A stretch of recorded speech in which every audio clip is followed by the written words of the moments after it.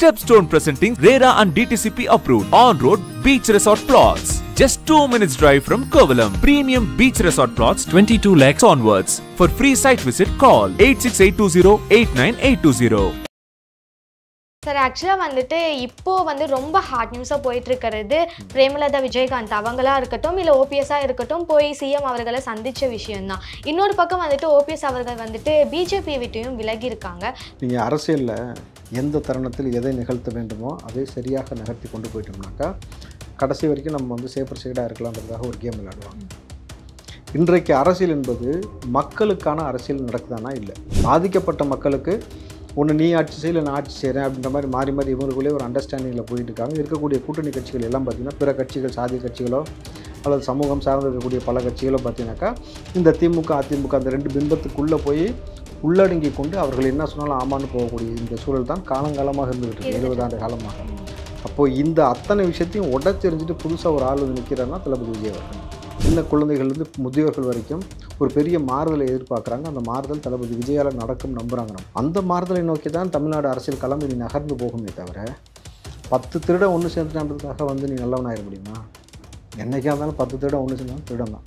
அந்த 2 கோடி இலக்கை செய்வதற்கான பணிகளை தொடர்ந்து செய்வதற்கான வேலையும் நடந்து கொண்டிருக்கிறது. கூடுதலாக ஒரே ஒரு எக்ஸ்க்ளூசிவான விஷயம் சொல்லணுன்னாக்கா மாநாடு நடப்பதற்கு முன்பாகவே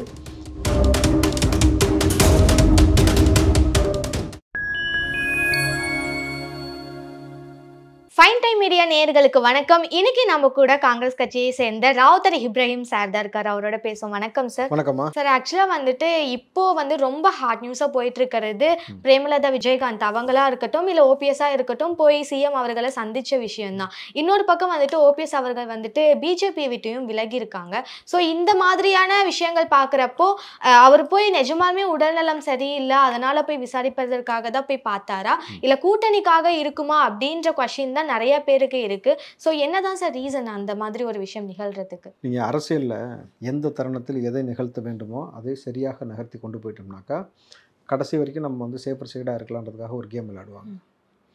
இன்றைக்கு அரசியல் என்பது மக்களுக்கான அரசியல் நடக்குதானா இல்லை.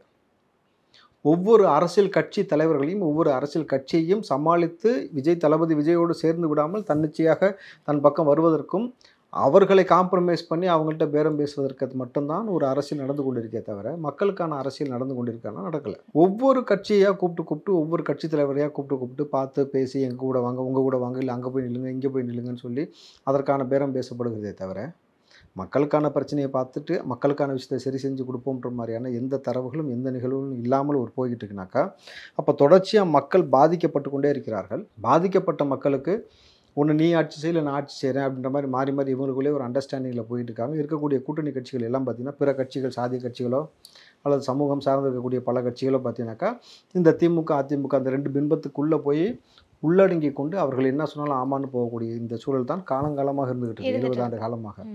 அப்போது இந்த அத்தனை விஷயத்தையும் உடச்செறிஞ்சிட்டு புதுசாக ஒரு ஆள் வந்து நிற்கிறாருன்னா தளபதி விஜய் அவர்கள். மக்களுக்காக சரிசமமாக சமரசமின்றி எவரோடும் கூட்டு இல்லை. இந்த மக்களை கொன்று குவிக்கக்கூடிய இந்த திமுகவுடையும் மதவாத பிரிவினைவாத உணவு கலாச்சாரம் உடை கலாச்சாரத்தில் கை வைக்கக்கூடிய பிஜேபியுடனும் கூட்டணி இல்லை. என்னை ஏற்றுக்கொண்டு தலைவனாக என் வழியை பின்பற்றக்கூடிய நபர்கள் யார் வந்தாலும் அவர்களோடு கூட்டணி வைத்துக் கொள்ளலாம். ஆட்சி அதிகாரத்தில் பங்கு கொடுக்கிறேன். என்னோடு மக்கள் இருக்கிறார்கள், இளைஞர்கள் இருக்கிறார்கள்ன்ற ரொம்ப பெரிய ஒரு நம்பிக்கையோடு அரசியல் களத்துக்குள்ளே பயணிக்கிறதுக்கு இத்தனை ஆண்டு காலத்தில் இப்படி ஒரு தலைவனை இது வரைக்கும் வரலாறு பார்க்கல. அப்போ இப்படி ஒரு நபர் வரும்பொழுது அந்த நபரை திட்டமிட்டு அழிக்கக்கூடிய வேலையை கிட்டத்தட்ட பார்த்தீங்கன்னாக்கா 10 கட்சி சேர்ந்து செஞ்சுக்கிட்டு இருந்துச்சு. இப்போது 10ஓட 11 அத்தோட நீ ஒன்றுன்னு சீமானே உள்ள எழுத்து போட்டாங்க. அவரும் உள்ளே என்ன பண்ணுறாருனாக்கா அவர் ஒரு பக்கம் பேசுறது. அவர் கட்சியை சார்ந்து இருக்கக்கூடிய நபர் ஒருத்தர் யூடியூப் வச்சுருக்கிறாரு. அவர் பார்த்தீங்கன்னாக்கா சம்மந்தம் இல்லாமல் ஏதாவது ஒன்று தளபதி விஜய் குறித்து பேசுவது. இப்போ சமீப காலமாக அவருடைய பேச்செல்லாம் பார்த்தீங்கன்னாக்கா சீமான் அவர்களை கடுமையாக தனிப்பட்ட முறையில் யாரும் அவர் பேசுகிற துணியை வைத்தெல்லாம் யாரும் நக்கல் பண்ணதெல்லாம் கிடையாது. தளபதி விஜய் அவர்கள் பேசக்கூடிய துணியை வச்சு ஒருத்தர் நக்கல் பண்ணி ஒரு வீடியோ பேசுகிறாரு அப்படின்னும் பொழுது ரொம்ப சிஸ்டமேட்டிக்காக தெரியுது. உங்கள் யாருக்குமே தளபதி விஜய் தொடாமல் பொழப்பு இல்லை, சாப்பாடு இல்லை, வருமானம் இல்லை. அவரை பற்றி பேசினாக்கா எவனாவது ஒருத்தன் காசு உங்களுக்கு கொடுக்குறான், யாராவது ஒருத்தர் அடிக்க சொல்கிறாங்க. அப்போ இப்படி தான் அரசியல் களம் நகர்ந்து கொண்டு போயிட்டு இருக்கணும் பொழுது அப்போது 10லேருந்து 11 பேர் இருக்கட்டும், இல்லை 20 பேர் மொத்தமாக சேர்ந்து ஒரு தனிநபரை ஒரு கொலை செய்யலை, குற்றம் செய்யலை, கனிம வள திருடல, எம்எல்ஏவை எம்பியாக வந்து மக்களுக்கு வந்து சேவை செய்யாமல் இவர்களைப் போல் வந்து உல்லாசமான வாழ்க்கை அனுபவிக்கலை, அரசியலை வந்து ஒரு பிளப்புவாதமாக பயன்படுத்தி கொண்டு பல ஆயிரம் கோடி வந்து சம்பாதிக்கலை. மிகச்சரியான நேரத்தில் மக்கள் பாதிப்புக்கு உள்ளாக்கப்பட்ட நேரத்தில் 200 கோடி 300 கோடி வருமானத்தை விட்டுட்டு ஒரு மனுஷன் வந்து நிற்கிறாருன்னா அவரை எல்லாரும் சேர்ந்து எதிர்த்து அவரை அடித்து அவரை முடிச்சு விடணும்னு நீங்கள் நினைக்கிறீங்கனாக்கா உங்கள் கேல்குலேஷன் எல்லாம் ஒரு பக்கம் இருக்கணும். சொல்லுவாங்கள்ல, மேன் ப்ரப்போசஸ் காட் டிஸ்போசஸ்ன்னு சொல்லுவாங்கள்ல. நீங்கள் என்ன வேணாலும் முயற்சி எடுங்க. இறைவன் விஜயின் பக்கம் இருக்கிறார், தளபதி விஜயின் பக்கம் இருக்கிறாங்க. இறைவனும் சரி, இளைஞர்களும் சரி அவர் பக்கம் இருக்கிறார்கள். இன்றைக்கி சின்ன குழந்தைகள்லேருந்து முதியோர்கள் வரைக்கும் ஒரு பெரிய மாறுதலை எதிர்பார்க்குறாங்க. அந்த மாறுதல் தளபதி விஜயால் நடக்கும் நம்புகிறாங்க. அந்த மாறுதலை நோக்கி தான் தமிழ்நாடு அரசியல் களம் இனி நகர்ந்து போகுமே தவிர 10 திருட ஒன்று சேர்ந்துட்டான்றதுக்காக வந்து நீ நல்லவனாயிட முடியுமா? என்றைக்கா இருந்தாலும் 10 திருட ஒன்று சேர்ந்தாலும் திருடன் தான். சரியான நபர் ஒரு ஆள் தனிச்சு நின்னா வீரம் தான் அப்படின்ற மாதிரி மக்களுக்காக தளபதி நிற்கிறாரு. அவருக்கு பக்கபலமாக யாரெல்லாம் இருக்குன்னு நினைக்கிறாங்களோ இருக்கிறோம் நம்மை போன்ற நபர்கள். இதை தாண்டி நீங்கள் வந்து தளபதியை தனிப்பட்ட முறையில் தாக்குறதோ இல்லை வேறு விமர்சனத்துக்கு உள்ளாக்குறதோ ஏதாவது ஆசைப்பட்டு செய்யணும்னா செய்யுங்க, பார்த்துக்கலாம். எனக்கு ஒன்றும் பிரச்சனை இல்லை. நான் தான் சொல்கிறேன், எத்தனை நபர்கள் வந்தாலும் எத்தனை கட்சி ஒன்று நெஞ்சாலும் எங்களுக்கு கற்றுக் கொடுத்த சித்தாந்தம் கோட்பாடு ஒன்று தான். இந்த உலக வாழ்க்கை என்பது நிரந்தரமற்ற வாழ்க்கை. இது சோதனை கூடம். மறுமை வாழ்க்கை தானே உனக்கு நிரந்தரமானது. அதற்கான விஷயத்திற்கு நீ தயாராகி கொண்டு வாழ்றாங்கன்னும் பொழுது இந்த அற்பமான இங்கே வாழக்கூடிய இந்த குறுகிய காலத்திற்குள்ளே நம்ம வந்து ஒரு திருடனுக்கு துணை போய் அவங்ககிட்ட வந்து ஆதாயம் பெற வேண்டிய அவசியம் உங்களுக்கு இல்லைன்னும் பொழுது மக்களுக்காக நல்லவனாக ஒரு நல்ல தலைவனாக தளபதி விஜய் நிற்கும் பொழுது அவருக்கு பக்கபலமாக நின்று இவர்களை எதிர்ப்பதில் எங்களுக்கு கொஞ்சம் கூட பயம் கிடையாது. Sir, okay sir. Back to டிவிக்கே 2 நாட்களுக்கு முன்னாடி வந்துட்டு ஒரு செல்போன் செயலியை வந்துட்டு தயாரித்து அதை வந்து வெளியிட்டிருக்காங்க. 2 கோடி உறுப்பினர்களை வந்துட்டு செல்போன் மூலியமாக சேர்க்கலாம் அப்படின்னு சொல்லிட்டு இந்த ஒரு செயலியை வந்துட்டு ரிலீஸ் பண்ணியிருக்காங்க. ஆனால் அந்த நிகழ்ச்சியிலே வந்துட்டு 2 குடும்பத்தை உறுப்பினராகவும் சேர்த்துருக்காங்க. இப்போது எங்களோட கொஸ்டின் என்னன்னா, இந்த ஒரு சிம்பிளான செல்போன் செயலியை வச்சு 2 கோடி உறுப்பினர்கள் அப்படின்றது சாத்தியமா சார்? ஒரே ஒரு சின்ன செயலியை வச்சு 2 கோடி ரூபா ட்ரான்ஸ்ஃபர் பண்ணுறீங்கல்ல, சாத்தியப்படுதில்ல. முன்னாடிலாம் வந்து நீங்கள் வந்து தூக்கிட்டு சுற்றணும், பேங்க்குக்கு போகணும், செலான் ஃபில் பண்ணணும், கீழே நிற்கணும், லைனில் நிற்கணும், அவன் டோக்கன் கொடுப்பான், அவன் உட்கார சொல்லுவான். இந்த கொரோனா காலத்துலாம் வந்தப்பெல்லாம் அவன் பண்ண அக்கப்புறக்கு பண்ண டிஸ்டன்ஸ் மெயின்டைன் பண்ணி 4 பேர் தான் விட்டுட்டு வான்னு ரொம்ப சிம்பிளாக உட்காந்த இடத்துல வந்து பல லட்சத்தை வந்து ட்ரான்ஸ்ஃபர் பண்ண முடியும். நீங்கள் வந்து நான் சொல்கிறது கரண்ட் அக்கௌண்ட் மூலமாக சொல்கிறேன். ஸோ அப்படின்னும் பொழுது இன்றைக்கு உலகமே வந்து பார்த்திங்கன்னா உள்ளங்கையில் நெல்லிக்காய் போல் வந்து சொல்லுவாங்க. இன்றைக்கி வந்து எல்லாமே பார்த்திங்கன்னா அட்வான்ஸ் டெக்னாலஜி, இன்றைக்கி ஏஐ டெக்னாலஜியில் நம்ம போயிட்டு இருக்கிறோம் பொழுது எது இன்றைக்கு இளைஞர்கள் மத்தியிலும் சரி பொதுமக்கள் மத்தியிலும் ஒரு செய்தியை கடத்துவது எதன் மூலமாக கடத்துகிறோம்? ஃபோன் மூலமா தான். ஒரு நிகழ்வை பற்றி தெரிய வைப்பது, ஒரு நிகழ்வை பற்றி புரிதலை ஏற்படுவது. மாணவ பிள்ளைகள் படிப்பையே வந்து குறுகிய காலத்தில் வந்து நீங்கள் பார்த்தீங்கன்னா மொபைலில் தான் படிச்சுட்டு இருந்தாங்க, ஆன்லைன் கிளாஸில் தான் படிச்சுட்டு இருந்தாங்க. ஞாபகம் இருக்கா உங்களுக்கு? கொரோனா காலத்தில் வந்த பொழுது அப்போ கல்வியும் தர முடியும், பணத்தை வந்து பரிவர்த்தனை செய்ய முடியும், உலக செய்திகளை கடத்தி கொண்டு போக முடியும். உங்களுக்கு தேவையான அங்கீகாரத்தை பெற்றுக்கொள்வதற்கு விண்ணப்பிப்பது, வேலைக்கு வந்து அப்ளை பண்ணுவது, வேலைவாய்ப்பை தேடிக்கொள்வது எல்லாமே இதில் செய்யும் பொழுது உறுப்பினர் சேர்க்கின்றது ரொம்ப சாதாரணமாக செய்ய முடியாதான்? அப்போ செய்ய முடியும். ஆனால் இதில் என்ன நமக்கு ஒரு ப்ளஸ்னாக்கா ஈஸியாக நம்ம சில விஷயத்தை செஞ்சுட்டு ஐடென்டிஃபை பண்ணும் பொழுது தேவையில்லாத சிக்கல்கள்லாம் வராமல் அழகாக தவிர்த்து கொள்ள முடியும் பொழுது தளபதி விஜயோடைய இலக்கு வந்து 2 கோடி இலக்கு. அந்த 2 கோடி இலக்கை செய்வதற்கான பணிகளை தொடர்ந்து செய்வதற்கான வேலையும் நடந்து கொண்டிருக்கிறது. கூடுதலாக ஒரே ஒரு எக்ஸ்க்ளூசிவான விஷயம் சொல்லணுன்னாக்கா, மாநாடு நடப்பதற்கு முன்பாகவே ஒரு பொதுக்கூட்டம் நடத்துவதற்கு தளபதி விஜய் வந்து இப்போ ஆலோசனை செய்து கொண்டிருக்கிறார். அது எக்ஸ்க்ளூசிவாக நான் சொல்கிறேன். ஸோ அந்த பொதுக்கூட்டம் ஒன்று நடத்துவதற்கான ஒரு ஆலோசனை நடந்து கொண்டிருக்கிறது. அது நடந்துச்சுனாலும் இன்னும் கொஞ்சம் சுவாரஸ்யமாக இருக்கும். இந்த மாநாடு தள்ளி போகுது இல்லையா, அதுக்கு முன்னாடி உங்களுக்கு ஒரு பொதுக்கூட்டம் நடத்துவதற்கு தளபதி விஜய் முடிவு செஞ்சுருக்காரு. அந்த பொதுக்கூட்டத்திலே சில பேரை வந்து புண்ணிய வச்சு குத்துறதுன்னு வாங்கல, ஊமை குத்தா, அந்த மாதிரி வந்து சில நபர்கள் செய்யக்கூடிய விடயங்களை முகத்திரையை கிழித்து இருந்து தளபதி விஜய் சாஃப்டாக பேசினாலும் உங்களுக்கு கஷ்டமாக இருக்குது, கொஞ்சம் ரஃப்பாக பேசினாலும் உங்களுக்கு கஷ்டமாக இருக்குது, எதை செஞ்சாலும் கஷ்டமாக இருக்குனாக்கா இவங்களை என்ன செய்ய முடியும் நம்ம? ஆனால் ஒன்று தான், தளபதி விஜய் வருகைக்கு பின்னாடி வந்து தமிழ்நாட்டு அரசியல் மையப்புள்ளியாக மாறிட்டார்னும் பொழுது அவரை தவிர்த்து விட்டு தமிழ்நாடு அரசியலும் கிடையாது, is the king and king மேக்கராக வலம் வரக்கூடிய ஒரு வாய்ப்பு இருப்பதால் யார் என்ன வேணாலும் செய்யுங்க, நாங்கள் செய்கிறோம்னு செய்கிறாரு. சார், ஆக்சுவலாக அந்த நிகழ்ச்சியில் அவர் பேசினப்போ 1967 அண்ட் 1977ஆம் ஆண்டு நடந்த தேர்தலை போல் இந்த 2026 தேர்தலும் அமையும் அப்படின்னு சொல்லியிருந்தாரு. அதை பற்றி உங்களோட கருத்து சார்? ஏன்னா நீங்கள் அந்த காலகட்டம் வந்து இவர்கள் தான் இனி இருப்பார்கள், இதற்கு பிறகு ஒரு ஆட்சி மாற்றம் வராது அப்படின்னு நடந்த 2, அதாவது ஒன்று காமராஜர் ஆட்சி, இன்னொன்று பார்த்தீங்கன்னா திமுக ஆட்சி. அப்படி இருந்த காலகட்டத்திலேயே ஒரு மாற்றத்தை ஏற்படுத்த முடிந்தது அப்படின்ற சூழலில் ரொம்ப அப்போ வந்து ஒரு பெரிய பேராபத்தான ஒரு காலகட்டம்லாம் கிடையாது. இப்போ இருக்கிற மாதிரி வந்து கிட்டத்தட்ட ஒட்டுமொத்த சமூகத்தையும் என்ன சொல்கிறது, குடிக்கு அடிமையாக்க வச்சு, போதை கலாச்சாரத்துக்கு அடிமையாக்க வச்சு, சாதியில் வந்து மிகப்பெரிய பின்னடைவு ஏற்படுத்தி, உங்களுக்கு அந்த காலத்தில் அவ்வளோ பெரிய அடக்குமுறை இருந்துச்சான்னு தெரில. சாதி ரீதியாக இருந்த அடக்குமுறை என்பது வேறு விதமாக இருந்தது.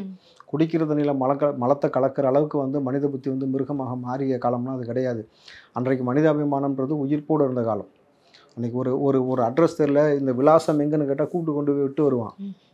ஏதாவது வீடு வாடகைக்கு இருக்கான்னு கேட்டாக்கா அவனே பேசி இந்த பார்த்து சொல்லி விடுவான். இன்றைக்கி வீடு வாடகை இருக்கான்னு கேட்டால் கூட புரோக்கர் கமிஷன், அதையுமே பணமாகவும், ஏதாவது தெரியலன்னா கூகுளில் பார்த்துக்க, இதில் பார்த்துக்க அப்படின்னு சொல்லக்கூடிய ஒரு சூழல் போய்கிட்டு இருக்கணும் பொழுது, சொந்த வீட்டுக்குள்ளேயே உட்காந்துட்டு மொபைலில் தான் பேசிக்கிட்டு இருக்கிறோம். தம்பி மேலே வைக்க, கீழே வா, சாப்பிட்டு வா, டைனிங் டேபிளில் சாப்பாடு எடுத்து வச்சிட்டேன் அப்படின்ற மாதிரி இந்த மாதிரி பல விஷயங்கள் மாறிக்கிட்டு இருக்கு. இந்த சூழலில் தளபதி விஜய் அவர்களுடைய இந்த ஒரு விஷயம் இருக்குல்ல, இப்போ போய்கிட்டு இருக்கக்கூடிய இந்த சூழல் வந்து எப்படியெல்லாம் சில விஷயங்களை நம்ம கொண்டு போய் சேர்க்க முடியும் மக்கள் மத்தியில் அப்படின்ற ஒரு பெரிய ஒரு விஷயத்தை நிகழ்த்தி காட்டுவதற்கு தளபதி விஜய் முன்னெடுக்கிறாருன்னும் பொழுது இதற்கு நம்ம என்ன சொல்ல முடியுது இருக்கு மேலே? சரி, இன்னொரு விமர்சனம் அவர் மேலே வந்துட்டு கட்சி ஆரம்பிச்சதுலேருந்து இப்போ வரைக்கும் வச்சுட்டு இருக்க ஒரு விமர்சனம் என்ன அப்படின்னா, அவர் வந்துட்டு நேரடியாக மக்களை வந்துட்டு சந்திக்கலை, பேசலை அப்படின்றது தான் இப்போ வரைக்குமே போயிட்டு இருக்க ஒரு விமர்சனம். இந்த நிகழ்ச்சியில் அவர் வந்துட்டு அப்போ வந்து அந்த எலெக்ஷனில் வின் பண்ணாங்க அப்படின்னா அதுக்கு மெயின் ரீசன் வந்துட்டு வீதிக்கு வீதி, ஊருக்கு ஊர், வீடுக்கு வீடுன்னு மக்களை போய் நேரடியாக சந்திச்சதுனால இந்த ஒரு வெற்றி நிகழ்ந்தது அப்படின்னு சொல்லியிருக்காரு. அப்படி இருக்கப்போ இந்த மாதிரி விமர்சனங்களை அவர் ஏற்றுக்கிட்டு இருக்காரு. அதை பற்றி எந்த ஒரு விஷயமும் பேசாம இருக்காரு. அதுக்கு காரணம் என்ன? இல்லைம்மா, அதுதான் ரொம்ப தெளிவாக சொல்லிட்டாரு. மக்களோடு இனி இருப்பது, மக்களோடு பயணிப்பது, மக்களிடமிருந்து கற்றுக்கொள்வதுன்ட்டு. ஸோ இப்போ ஒவ்வொரு விஷயமும் மக்களோடு இருந்து மக்களோட பயணப்பட்டதுனால தான், மக்கள் விருப்பப்பட்டதுனால தான் தளபதி விஜய் இப்போ களத்துக்குள்ளேயே வந்திருக்காரு அரசியலில். ஸோ கள நிலவரத்தை மக்களோடு இருந்து, மக்கள்கிட்ட யாருக்காவது ஒருத்தர் நல்ல விஷயம் செஞ்சிட மாட்டாங்களா, இல்லை இந்த கட்சி அந்த கட்சி செஞ்சிடாதா சொல்லி மாறி மாறி பார்க்கக்கூடிய சூழலில் யாரும் செய்யலை. இப்போ மக்கள் எல்லாம் எதிர்பார்த்த ஒரு விஷயமாக இருந்தது என்னன்னாக்கா, யாரேனும் ஒரு புதிய நபர் வந்து நம்மளை வந்து சரி செஞ்சிட மாட்டாங்களா, இந்த அடிமை வாழ்க்கையிலேருந்து மீட்டுற மாட்டாங்களா நம்மளுது.